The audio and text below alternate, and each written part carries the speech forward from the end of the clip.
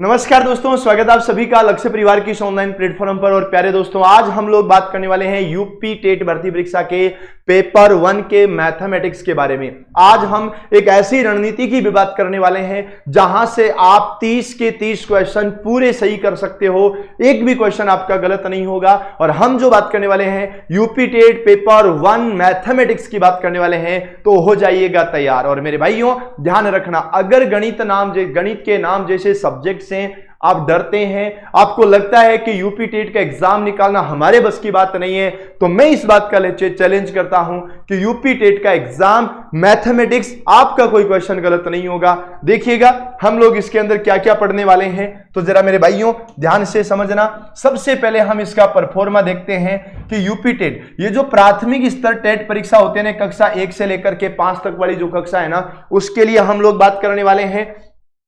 आपको 2 घंटे और 30 मिनट का समय मिलेगा, मतलब 150 मिनट का समय मिलेगा। और 150 मिनट में 150 ही क्वेश्चन होने वाले हैं, जिसमें हमारा जो मैथमेटिक्स है वह अनिवार्य है, कंपलसरी आपको 30 क्वेश्चन करने ही है। पूरा का पूरा यूट्यूब पर करवाऊंगा, कुछ भी नहीं छोड़ूंगा, बहुत बेसिक से पढ़ेंगे, तो तुम्हें टेंशन नहीं लेनी है। यूपी टेट पेपर 1 मैथमेटिक्स कोई क्वेश्चन गलत नहीं होगा, बहुत बढ़िया तरीके से पढ़ना है। मैथ्स जो आप लोगों के लिए अनिवार्य विषय है, जो कंपलसरी है, जो ऑप्शनल नहीं है, इसकी बात मतलब क्वेश्चन तो करने ही पड़ेंगे। तो जरा मेरे भाइयों ध्यान से देखना, हम मैथमेटिक्स की बात करते हैं। हमारा जो गणित है 30 क्वेश्चन है, 30 क्वेश्चन के अंदर हमको क्या क्या पढ़ना है, और बहुत ही जल्द हम इसकी यूट्यूब पर कक्षा भी शुरू करने वाले हैं। हमारा टॉपिक नंबर 1 है संख्याएं, संख्याओं का जोड़, घटाना, गुणा और भाग।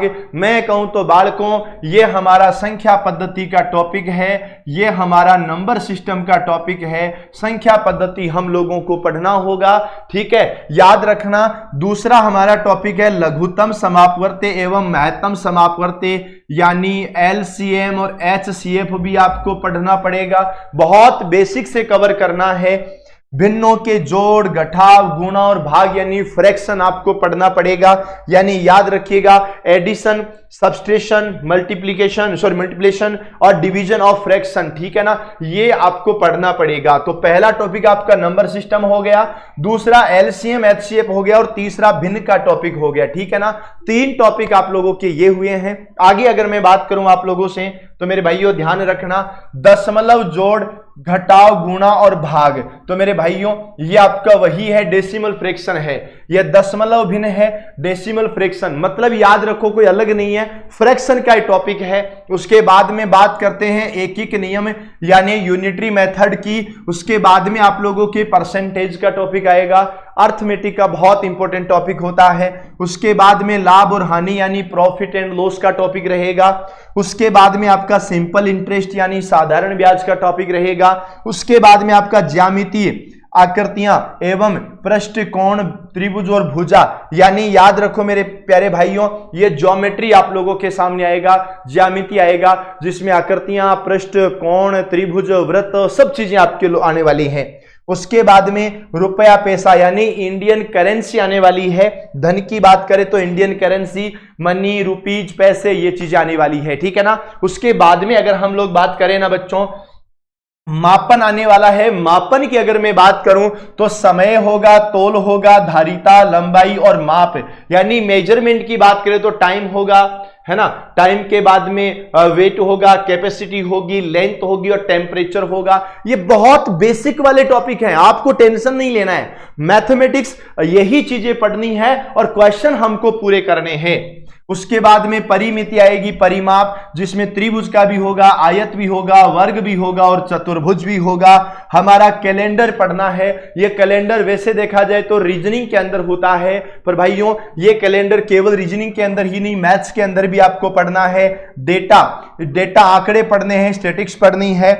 आयतन आपको पढ़ना है, धारिता, घन, घनाभ ये आपको पढ़ना है। क्षेत्रफल में आयत और वर्ग है, ये आप लोगों को पढ़ना है। ये पूरा का पूरा वही सिलेबस है जो आपका बोर्ड जारी करता है, और एक एक क्वेश्चन को हम बहुत डिटेल से पढ़ने वाले हैं, तुमको टेंशन नहीं लेना है। हम साथ ही साथ में बात करें तो रेलवे या बस समय सारणी अपन को पढ़नी है, आंकड़ों का प्रस्तुतिकरण और निरूपण पढ़ना है, यानी याद रखना मेरे भाइयों, रिप्रेजेंटेशन ऑफ डेटा अपन को पढ़ना है, ठीक है ना। ये इतने 18 टॉपिक पढ़ने हैं और मैं चैलेंज के साथ कहता हूं कि आप लोगों के जो 30% यहां से आएंगे वो 30% जिस समय आप एग्जाम देकर के बाहर निकलोगे ना बच्चों, तो आपको लगेगा कि हमारा एक भी क्वेश्चन गलत नहीं हुआ है ना।